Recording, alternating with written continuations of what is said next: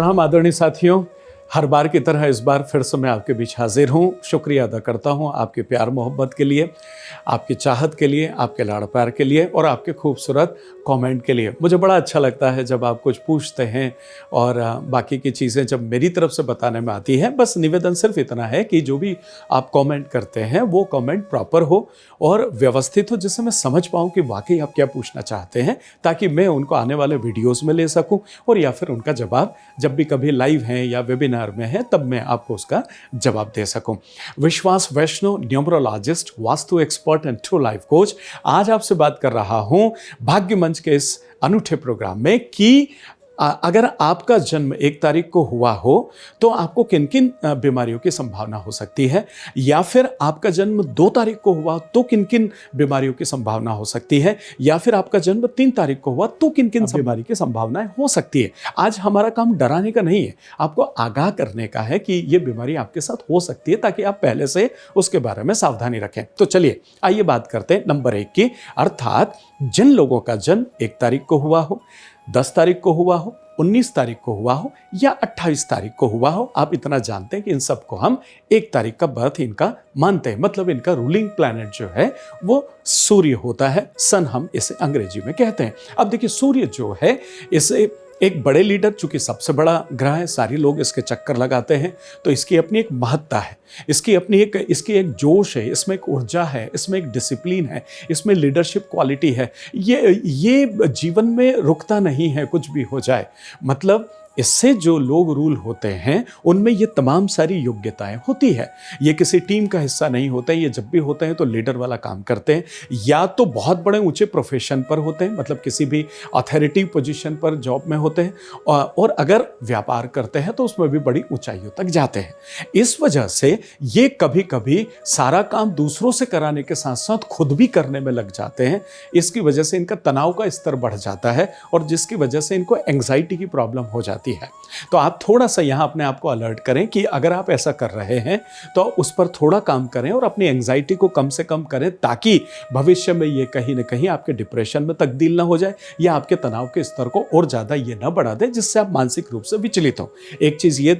दूसरा, जब एंग्जाइटी होगी तो ब्लड प्रेशर का होना बड़ा स्वाभाविक हो जाता है, और जब ब्लड प्रेशर आता है तो उसके साथ में फिर धीरे से डायबिटीज भी आ जाती है। ये दोनों भाई बहन है और ये सगे भाई बहन है, या तो पहले डायबिटीज आएगी फिर ब्लड प्रेशर आ जाएगा, या पहले ब्लड प्रेशर आएगा फिर डायबिटीज आ जाएगी। लेकिन ये होगा जरूर अगर आप 1 नंबर से रूल होते हैं तो मैं निवेदन कर दूं, साथ में स्किन की प्रॉब्लम भी हो जाती है, फोड़े फुंसियां वगैरह, ये भी जो है होता है। और एक और महत्वपूर्ण चीज है कि इससे आंखें भी बहुत जल्दी कमजोर होती है, आंखों की रोशनी को लेकर के प्रॉब्लम आता है।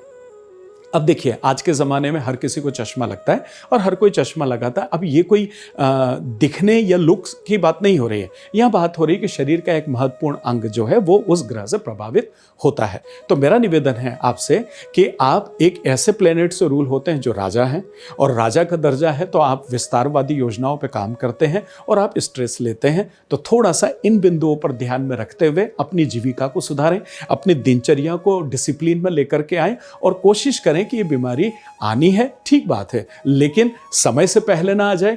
जैसे जैसे आप अपने आप को डिसिप्लिन में करते चले जाएंगे तो ये बीमारी आएगी, लेकिन आपकी जिंदगी के लेट ईयर्स में जो है आएंगी। यहाँ आपको सावधान रहना है। अपने जीवन के 19 साल की उम्र में आपको थोड़ा ध्यान देना चाहिए, आपको 28 साल की उम्र में भी थोड़ा ध्यान देने की आवश्यकता है, आपको 37 की एज में भी ध्यान देने की आवश्यकता है, और जब आप जीवन के 55 साल की उम्र पे होंगे तब भी आपके लिए ये विशेष वर्ष होंगे जहाँ आपको थोड़ी सी सावधानी रखने की आवश्यकता है। इन सालों को आप जरा संभाल के अपने जीवन में गुजारें। बाकी सब कुछ बहुत अच्छा है। गर्व कीजिए कि आप 1 नंबर से रूल होते हैं, और सन आपका प्लेनेट है जो आपको एक राजा की जिंदगी देता है और आप खूबसूरती से आगे बढ़ते हैं। जैसा मैं कह रहा हूं, अगर आप इससे इत्तेफाक रखते हैं तो अपना कमेंट डालिए, और अगर आप कह रहे हैं कि नहीं साहब 1 नंबर का हूं उसके बाद भी जिंदगी में समझ में नहीं आ रहा क्या हो रहा है, तो फिर किसी श्रेष्ठ न्यूमरोलॉजिस्ट से आपकी मुलाकात जरूर होना चाहिए और आपको जल्दी कर लेना चाहिए। आइए अब बात करते हैं नंबर 2 की। 2 तारीख को जन्मे हो, 11 तारीख को जन्मे हो, 20 तारीख को जन्मे हो या 29 तारीख को जन्मे हो, आप ये जानते हैं कि इन सब का टोटल जो है वो 2 आता है। मतलब आप 2 नंबर से आगे बढ़ते हैं, और 2 नंबर है चंद्रमा का। मतलब आपका रूलिंग प्लैनेट चंद्रमा, और चंद्रमा से आप रन होते हैं। बात हो जाती है, हम सब जानते हैं कि चंद्रमा जो है वो मदरली बिहेव करता है, सूर्य से रोशनी लेता है, और हमको देता है, और ये माँ का ही स्वभाव होता है। तो आप इसे रानी का दर्जा दे सकते हैं, आप इसे माँ का दर्जा दे सकते हैं। बड़ा सॉफ्ट है, बड़ा कोमल प्लेनेट है, सुंदरता का प्रतीक है। जमाने भर में चांद से उपमाएं दी गई है और चांद को सुंदरता का प्रतीक माना गया। प्यार मोहब्बत के गाने भी इसी पे बने। मतलब आप बड़े काइंड होते हैं, आप बड़े जेंटल होते हैं, आप बड़े अच्छे दिल के होते हैं, आप समाज के लिए बड़ा अच्छा सोचते हैं, और आप जैसा ईश्वर सबको तासीर दे, इतने अच्छे लोग 2 नंबर चंद्रमा वाले होते हैं। लेकिन चंद्रमा चूंकि अच्छे होते हैं, इसलिए ये हर छोटी छोटी बात को दिल पे ले लेते हैं, और जब कोई बात इंसान दिल पे ले लेगा तो निश्चित रूप से आपको मानसिक पीड़ा होगी होगी। और जब मानसिक पीड़ा होगी तो विचारों का आदान प्रदान ज़रूरत से ज़्यादा होगा, और जब विचारों का आदान प्रदान होगा तो दुनिया जानती है कि धनात्मक विचार कम आते हैं और हमारे मस्तिष्क में ऋणात्मक विचार ज़्यादा आते हैं। उसकी वजह से आपका मन खराब होगा, और मन खराब होगा तो आप मनोरोग होंगे, मतलब डिप्रेशन में जाएंगे। डिप्रेशन में गए मतलब अनिद्रा हुई, अनिद्रा हुआ मतलब डाइजेशन की प्रॉब्लम होगी, क्योंकि जिसको नींद नहीं आती उसका डाइजेशन अच्छा हो ही नहीं सकता, और डाइजेशन की प्रॉब्लम आएगी, इसका मतलब फूड से रिलेटेड चीज़ें इन्वॉल्व होने लगेगी, मतलब आपको डायबिटीज़ हो जाएगी।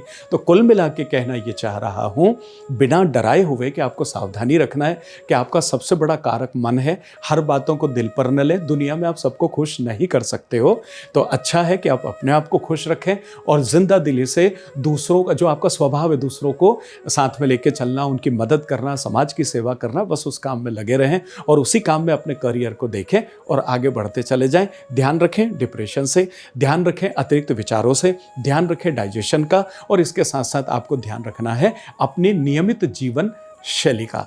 आपको अपने जीवन में इन 4 सालों में विशेष सावधान रहने की आवश्यकता है। 29वें साल में, 38वें साल में और 47वें साल में थोड़ा सा सावधान रहने की आवश्यकता है। तो आइए अब बात करते हैं नंबर 3 की। देखिए, जिन लोगों का जन्म 3 तारीख को हुआ हो, 12 तारीख को हुआ हो, 21 तारीख को हुआ हो या 30 तारीख को हुआ हो, इन सबको हम 3 तारीख का मानते हैं। ठीक है, अब 3 तारीख है, हम सब जानते हैं कि देवगुरु बृहस्पति का यह नंबर है। अब देखिए, देवगुरु बृहस्पति का नंबर है, तो ये क्या होते हैं, नॉलेज इनके पास में होता है, डिसिप्लिन में होते हैं, और खूब काम करते हैं, और ये उम्मीद करते हैं कि दूसरे भी वैसे ही वैसे काम करें।